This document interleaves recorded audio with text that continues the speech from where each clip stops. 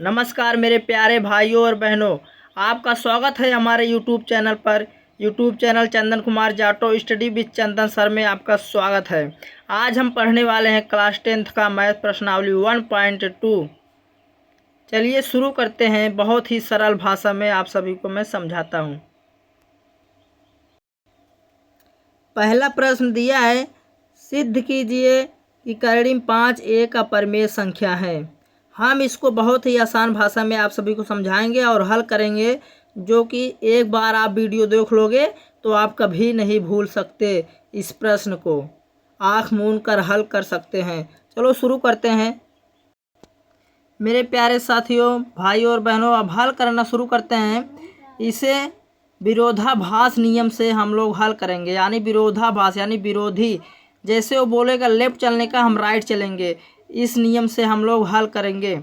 चलो शुरू करते हैं। दिया है कर्णिम 5 एक अपरिमेय संख्या है। हल मान ले कि हम माना कर्णिम 5 एक परिमेय संख्या है। माना कर्णिम 5 एक परिमेय संख्या है। माना कर्णिम 5 एक परिमेय संख्या है। माना कर्णिम 5 एक परिमेय संख्या है। तो कर्णिम 5 बराबर P/Q या A/B के रूप में लिख सकते हैं, जहाँ AB क्या है, जहाँ AB हमारा सहभाज्य है। AB हमारा सहभाज्य है। AB क्या है, सहभाज्य संख्या है। जिसका HCF 1 होता है उसे सहभाज्य कहते हैं। जिसका HCF 1 होता है उसे सहभाज्य कहते हैं। तब हम लिखेंगे कर्णिम 5 बराबर A/B को B कर्णिम 5, यानी गुणा करने पर B कर्णिम 5 बराबर A हो जाएगा। इसे हम समीकरण 1 मान लेते हैं। दोनों पक्षों को वर्ग करने पर, दोनों पक्षों का वर्ग करने पर लिखते हैं। दोनों पक्षों का वर्ग करने पर, दोनों पक्षों को वर्ग करने पर, दोनों पक्षों का वर्ग करते हैं तो हो जाएगा B कर्णिम में 5 स्क्वायर बराबर A स्क्वायर। तो हो जाएगा 5B स्क्वायर वर्ग करने पर 5B स्क्वायर बराबर A स्क्वायर। 5B स्क्वायर बराबर A स्क्वायर, B स्क्वायर बराबर A square upon 5। A square 5 विभाज्य हैं, यानी A स्क्वायर से 5 विभाज्य हैं। तो हो जाएगा हमारा B स्क्वायर बराबर A स्क्वायर अपान 5। तो A स्क्वायर, जहाँ हम यहाँ लिखेंगे, जहाँ A स्क्वायर बराबर 5 से, A स्क्वायर 5 से विभाज्य हैं, 5 से विभाज्य है। A स्क्वायर 5 से विभाज्य हैं। A स्क्वायर 5 से विभाज्य हैं तो A स्क्वायर 5 से विभाज्य हैं तो A भी 5 से विभाज्य होगा। A भी 5 से विभाज्य होगा। A भी 5 से विभाज्य होगा। यानी जब A स्क्वायर 5 से विभाज्य हैं तो A भी 5 से विभाज्य होगा। A भी 5 से विभाज्य होगा। ये जहाँ अब A/5 यानी A/5 बराबर C लिख सकते हैं, जहाँ C एक पूर्णांक है। C क्या है, C एक पूर्णांक है। A/5 बराबर जहाँ सी एक पूर्णांक है, यानी सी एक पूर्णांक होगा। उसके बाद हम लिखते हैं a बराबर 5 से, जब इसका गुणा करेंगे हम तो a बराबर 5 से आ जाएगा। इसे समीकरण 2 मान लेंगे। a बराबर 5 से आ जाएगा, इसको समीकरण 2 मान लेंगे। अब हम समीकरण 1 से हल करते हैं। समीकरण 1 से हल करते हैं। समीकरण 1 को रखते हैं। समीकरण 1 से, समीकरण 1 में हमारा दिया गया है b करीब 5 बराबर a। समीकरण 1 में दिया गया है b करीब 5 बराबर a। तो हम समीकरण 1 से हल करते हैं। इसमें दिया a बराबर 5c, तो हम हल करते हैं b करीब 5। a बराबर क्या है, b करीब 5। तो हम लिखते हैं b करीब 5 बराबर 5c, या करीब में अंडर रूट आप कुछ भी बोल सकते हो। तो b करीब 5 बराबर 5c यानी 5c, b अंडर रूट 5 बराबर 5c। उसके बाद हम दोनों पक्षों का वर्ग करते हैं। इसमें थोड़ा जगह कम है, दूसरे पेज में चल, तो वर्ग करते हैं, यानी दोनों पक्षों का वर्ग करते हैं। b करीब 5 बराबर 5c को वर्ग करते हैं। b करीब 5 b अंडर रूट 5 बराबर 5c स्क्वायर बराबर 5c स्क्वायर, यानी b करीब 5 बराबर 5c स्क्वायर यानी होल स्क्वायर। दोनों पक्षों को वर्ग करने पर, दोनों पक्षों का वर्ग करने पर, दोनों पक्षों का वर्ग करने पर तो हो जाएगा हमारा 5b स्क्वायर, क्योंकि अंडर रूट में है, जो अंडर रूट का स्क्वायर करेंगे तो 5 हो जाएगा, यानी 5 हो जाएगा। अंडर रूट 5 स्क्वायर तो 5b स्क्वायर हो जाएगा। 5b स्क्वायर बराबर ए, जब 5 का 5 बार गुणा करेंगे तो हो जाएगा 25 यानी 25c स्क्वायर हो जाएगा। 25c स्क्वायर हो जाएगा। उसके बाद b स्क्वायर बराबर लिखते हैं, तो ये 5 एकम 5 हो जाएगा। उसके बाद 5 पचे 25 से कट जाएगा, तो हो जाएगा b स्क्वायर बराबर, b स्क्वायर थोड़ा धुंधला दिखाई दे रहा है क्योंकि यह मोबाइल की लाइट जल रही है, इसीलिए थोड़ा धुंधला दिखाई दे रहा है। अब आपको साफ दिखाई दे रहा होगा। b स्क्वायर बराबर, तो मेरे प्यारे भाइयों बहनों, b स्क्वायर बराबर हो जाएगा 5c स्क्वायर, 5c स्क्वायर हो जाएगा। उसके बाद b स्क्वायर अपान 5 बराबर d हम लिख सकते हैं, यानी c के बाद, यानी संख्या 5 6 7 भी आ सकता है, यानी c के बाद हम d भी लिख सकते हैं, d भी आ सकता है, इसीलिए हमारा d हो जाएगा b स्क्वायर अपान 5 बराबर d। तब हम लिखते हैं b बराबर 5d। यह हमारा समीकरण तीसरा हो जाएगा। अतः हम तब लिखेंगे, अतः समीकरण 2 और समीकरण 2 और 3 से, समीकरण 2 और 3 से ए बी का HCF 5, ए बी जहाँ सभाज्य है, यानी समीकरण 2 और 3 से हमारा तीसरा समीकरण है b बराबर 5d, और हमारा दूसरा समीकरण है a बराबर 5c, a बराबर 5c। तब हम लिखते हैं समीकरण 2 और 3 से हमारा हो जाएगा ए बी का HCF, इसमें हो जाएगा ए बी का HCF, AB का HCF हो जाएगा 5, यानी B बराबर 5D, A बराबर 5C है, तो AB का HCF हो जाएगा 5। तो हमारा 5 हो गया। उसके बाद AB जहाँ एक सभाज्य है, A और B हम लोगों ने क्या लिया था, सभाज्य है। AB जहाँ सभाज्य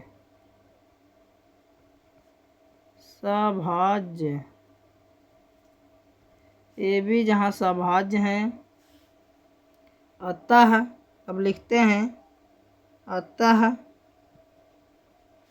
हमारी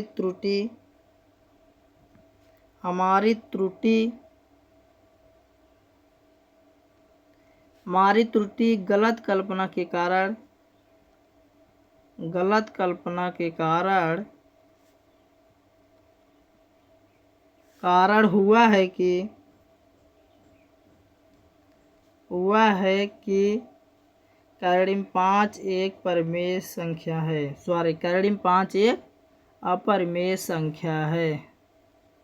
5 एक अपरिमेय संख्या है। बस यही आपको लिखना है। हमारी त्रुटि गलत कल्पना के कारण हुआ है कि कैरोडीन 5 एक अपरिमेय संख्या है। यही विरोधाभास का नियम था। इसी पे सभी प्रश्न लगेंगे। इति सिद्धम, बस इसे सिद्ध करके आपको दिखाना था। इति सिद्धम। मेरे प्यारे भाइयों और बहनों, यह वीडियो पसंद आई हो तो लाइक करना ज़रूर। अब चलते हैं प्रश्न नंबर दूसरे पे। प्रश्नावली 1.2 का पहला प्रश्न कंप्लीट हो गया। अब प्रश्न नंबर दूसरे पे चलते हैं। अब हम लोग हल करने वाले हैं प्रश्न नंबर दूसरा। कहते हैं ना, रख हौसला और मंजिल भी आएगा, प्यासे के पास चलकर समंदर भी आएगा। कहते हैं कोशिश करने वालों की कभी हार नहीं होती, मिल जाएगी मंजिल यूं चलते चलते। भुमरा तो वो होते हैं जो घर से निकले ही न थे। हमारा प्रश्न दिया है, सिद्ध कीजिए 3 + 2 √5 एक अपरिमेय संख्या है। तो हम हल करते हैं उसी नियम से, विरोधाभास नियम से। तो लिखते हैं 3 + 2 का √5। 3 + 2 √5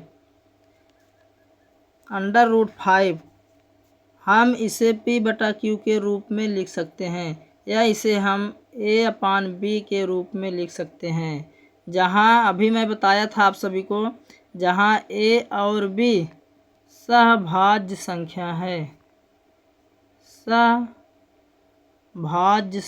है, A और B सहभाज्य संख्या है। सहभाज्य संख्या जिसका HCF 1 हो उसे सहभाज्य संख्या कहते हैं। तो 3 + 2 √5 A/B। AB क्या है, सहभाज्य संख्या है।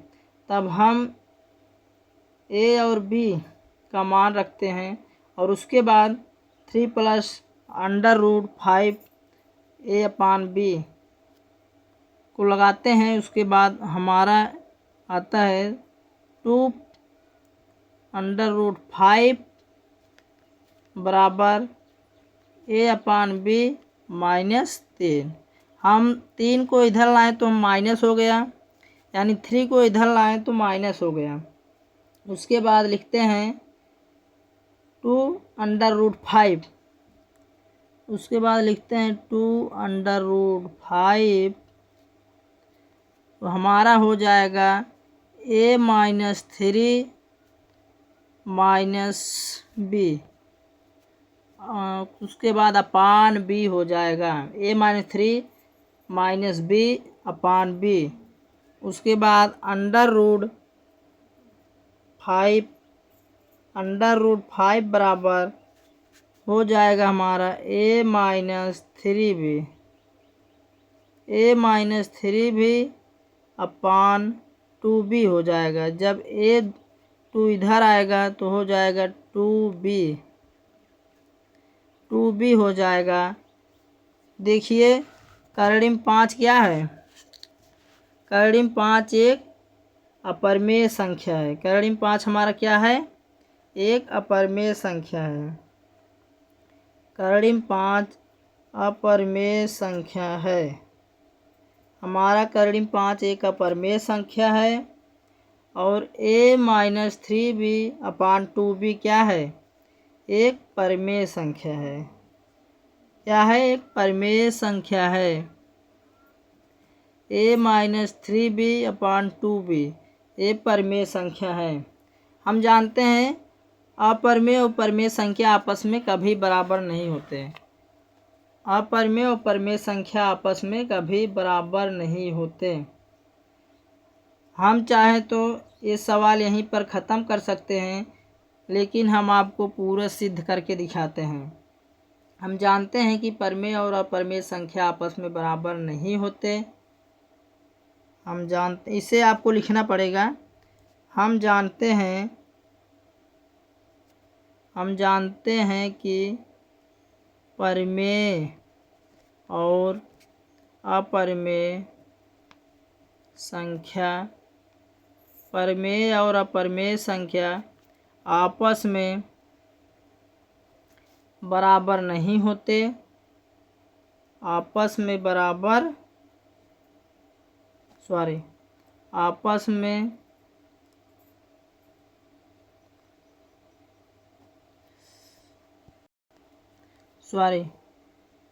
बराबर नहीं होते।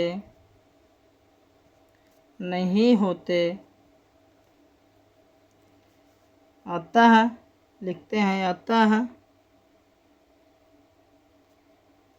हमारी त्रुटि गलत कल्पना के कारण हुआ है। गलत कल्पना के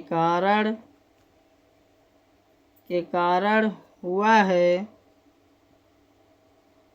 कि 3+2 करीब 5 एक अपरिमेय संख्या है। 3+2 थोड़ा ऐसे 3+2 √5 एक अपरिमेय संख्या है। एक अपरिमेय संख्या है। एक क्या है? अपरिमेय संख्या है। एक अपरिमेय संख्या है। हमारा प्रश्न सिद्ध हो गया। इति सिद्धम।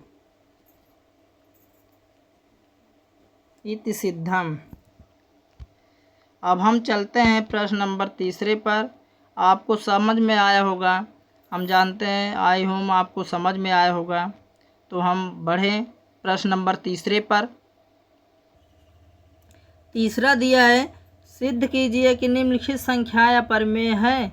तो पहला प्रश्न हमारा दिया है 1/√2। तो हम इसे हल करते हैं। तो 1/√2 मान लीजिए, माना 1/√2 एक परिमेय संख्या है। 1/√2 एक परिमेय संख्या है। इसे विरोधाभास नियम से यानी लगाएंगे, इसके विपरीत चलेंगे, उल्टा चलेंगे। इसमें लिखा है यह परिमेय संख्या, हम इसे मान लेते हैं 1/√2 एक परिमेय संख्या है। एक परिमेय संख्या है। 1/√2 एक परिमेय संख्या है। तब हम a/b एक ऐसा संख्या लेते हैं जो सभाज्य संख्या है। 1/√2 बराबर a/b, इसे p/q के रूप में भी लिख सकते हैं। यह क्या है? सहभाज्य संख्या है। a/b। ab क्या है? ab सहभाज्य संख्या है। a और b सहभाज्य संख्या है। सहभाज्य संख्या है। सहभाज्य संख्या जिसका HCF 1 हो उसे सहभाज्य संख्या कहते हैं। तो 1/√2 बराबर a/b। तो √2 बराबर हो जाएगा √2 बराबर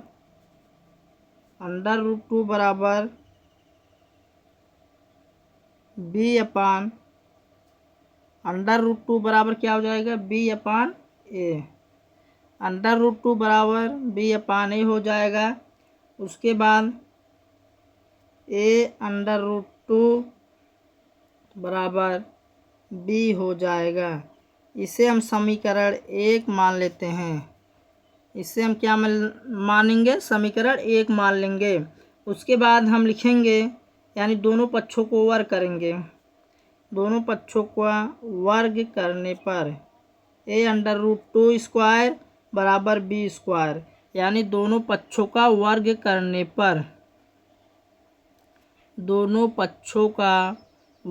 करने पर हम लिखेंगे दोनों पक्षों का वर्ग करने पर दोनों पक्षों का वर्ग करेंगे, लिखेंगे दोनों पक्षों का वर्ग करने पर तो हो जाएगा हमारा 2a स्क्वायर, यानी जब अंडर रूट में है तो अंडर रूट में तोड़ोगे तो अंडर रूट हटेगा तो 2 हो जाएगा।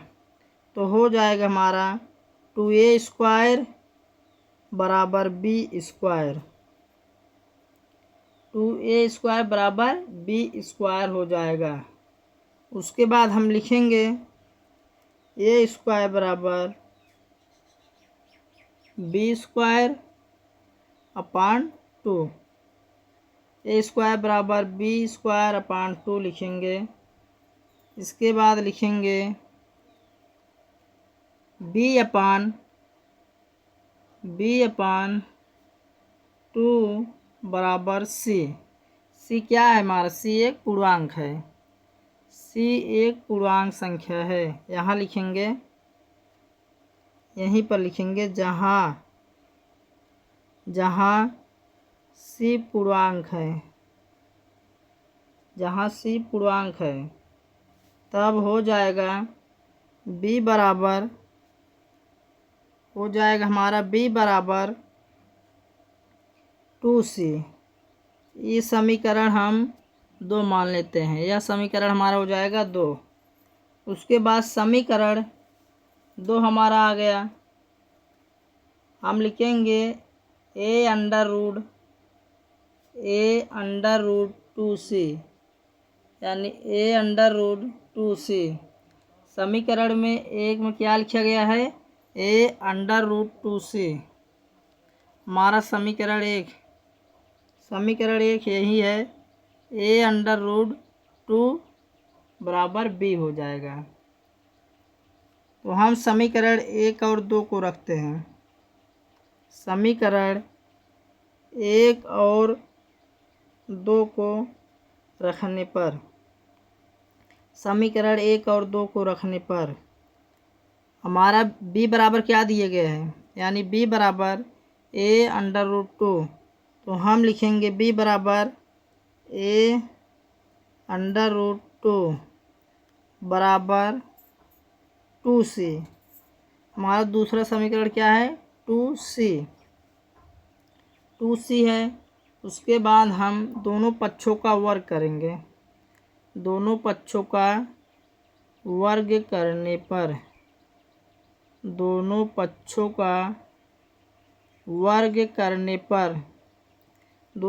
का वर्ग करेंगे, हो जाएगा हमारा a² का होल स्क्वायर बराबर 2c का स्क्वायर हो जाएगा। तो वर्ग करने पर हमारा हो जाएगा a स्क्वायर, अंडर रूट में इसीलिए a स्क्वायर हो जाएगा, यानी 2a स्क्वायर होगा।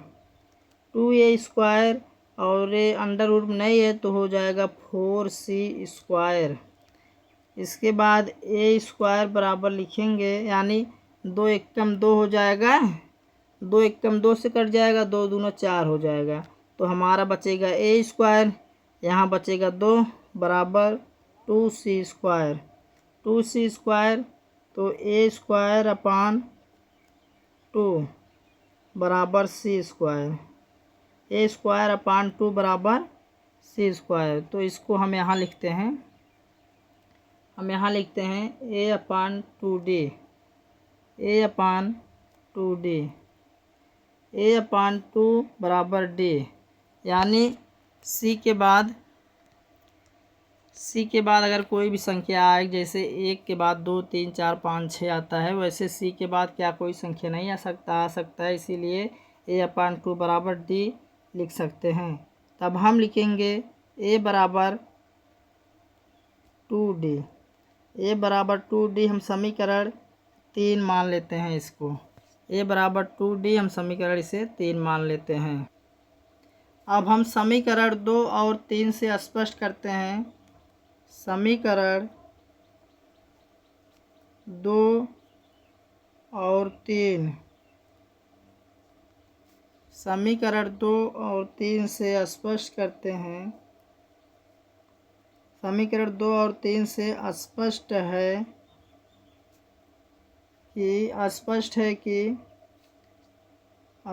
है समीकरण 2 और 3 से स्पष्ट है कि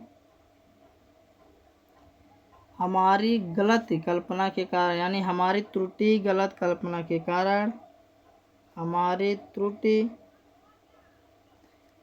त्रुटि गलत कल्पना के कारण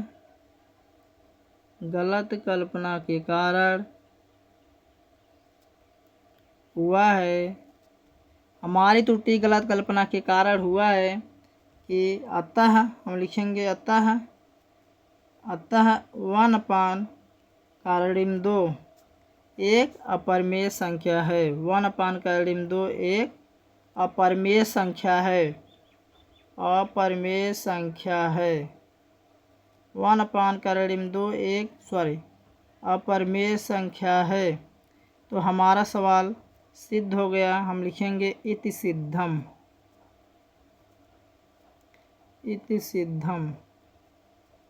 हमारा सवाल सिद्ध हो गया। अब हम हल करते हैं, यानी तीसरे का दूसरा हल करते हैं। हमारा प्रश्न दिया है तीसरे का दूसरा 7/5। तो हम इसे हल करते हैं। तो मानते हैं, पहले माना 7/5 एक परिमेय संख्या है। 7/5 एक परिमेय संख्या है, हम इसे मान लिए। उसके बाद हम p/q के रूप में इसे लिख सकते हैं। हम लिखेंगे 7/5 बराबर a/b, जहाँ ab हमारा क्या है, ab एक सभाज्य संख्या है। ab क्या है, एक सहभाज्य संख्या है। ab हमारा सहभाज्य संख्या है। ab हमारा एक सहभाज्य संख्या है। तब हम लिखेंगे 7/5 बराबर a/b। लिखेंगे हम 7 यानी लिखेंगे √5 बराबर a/7b, यानी जब इसे गुणा करेंगे तो 7b इधर आ जाएगा, तो √5 बराबर a/7b हो जाएगा। आप जानते हैं, हम सभी जानते हैं √5 क्या है। √5 एक अपरिमेय संख्या है। √5 एक अपरिमेय संख्या है। और a/7b क्या है, परिमेय संख्या है। a/7b क्या है, a/7b एक परिमेय संख्या है। क्या है, एक परिमेय संख्या है। तब हम लिखेंगे 7 √5 बराबर a/b। उसके बाद हम दोनों पक्षों का वर्ग करते हैं। दोनों पक्षों का वर्ग करने पर, यानी वर्ग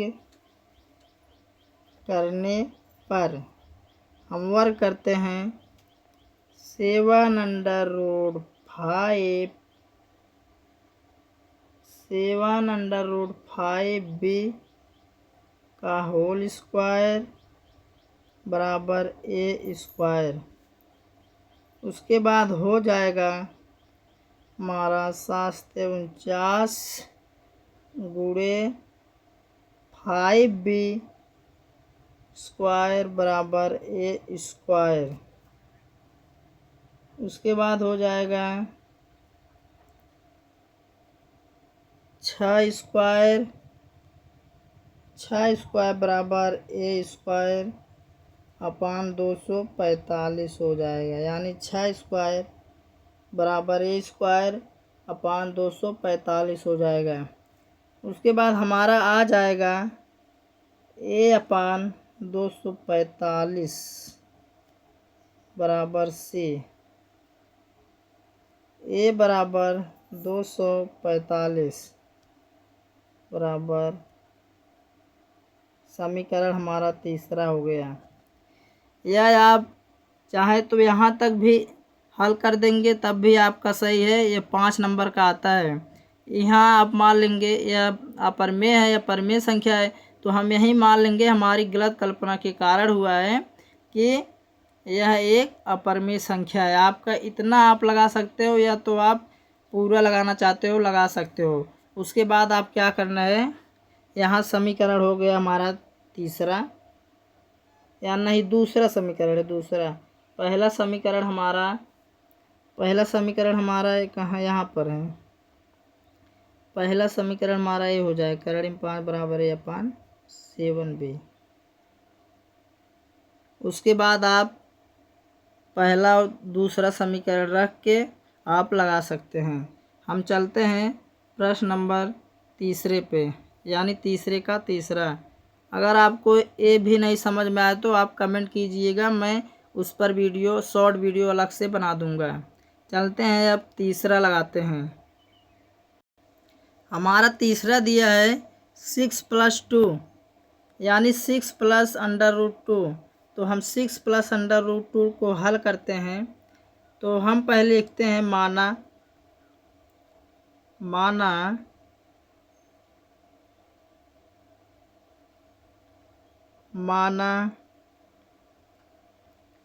6 + √2 एक परिमेय संख्या है।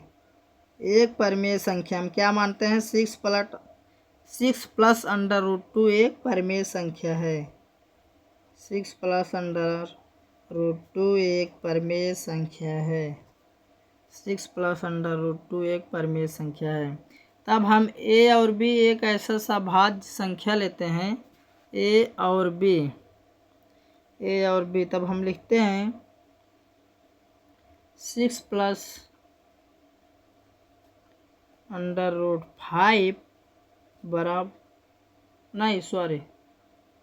6 + √2 है 5 है। एक मिनट, 6 + √2 है। मैंने सोचा 6 + √5 है प्रश्न में, तो मैं सही लिखा हूँ। उसके बाद 6 + √5 6 + √2 बराबर हो जाएगा 1/b, जहाँ a और b एक क्या है, सभाज्य है। a और b सभाज्य हैं। a और b क्या है, सभाज्य हैं। तब हम लिखते हैं 6 + √2, यानी लिखते हैं √2 बराबर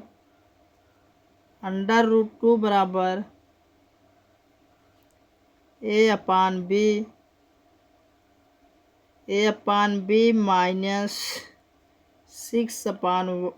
-5/1 हो जाएगा।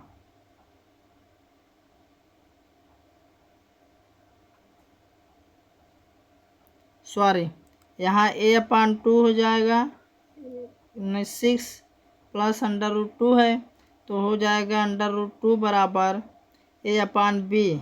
यहाँ a/b हो जाएगा, यहाँ हो जाएगा -6 -6/1 √2 बराबर हो जाएगा हमारा a - 6b/b। √2 एक अपरिमेय संख्या है, एक अपरिमेय है। a - 6b/b क्या है? परिमेय है, परिमेय संख्या है। तब हम लिखते हैं हमारी त्रुटि गलत कल्पना के कारण। चाहे ऐसे भी लिख सकते हैं, यहीं पर सिद्ध कर सकते हैं, या आप हल करना चाहें तो हल कर सकते हैं। तब हम लिखेंगे जहाँ a और b एक सभाज्य संख्या है, अतः हमारी त्रुटि गलत कल्पना के कारण हुआ है। लिखेंगे अतः हमारी त्रुटि गलत कल्पना के कारण हुआ है, गलत कल्पना के कारण हुआ है कि 6 + √2 एक अपरिमेय संख्या है, अपरिमेय संख्या है। 6 + √2 एक अपरिमेय संख्या है, एक अपरिमेय संख्या है। हमारा सवाल सिद्ध हो गया। इति सिद्धम। आई होप आप सभी को वीडियो समझ में आया हो तो हमारे वीडियो को लाइक करना, चैनल को सब्सक्राइब करना और बेल आइकन को दबाना ना भूलें।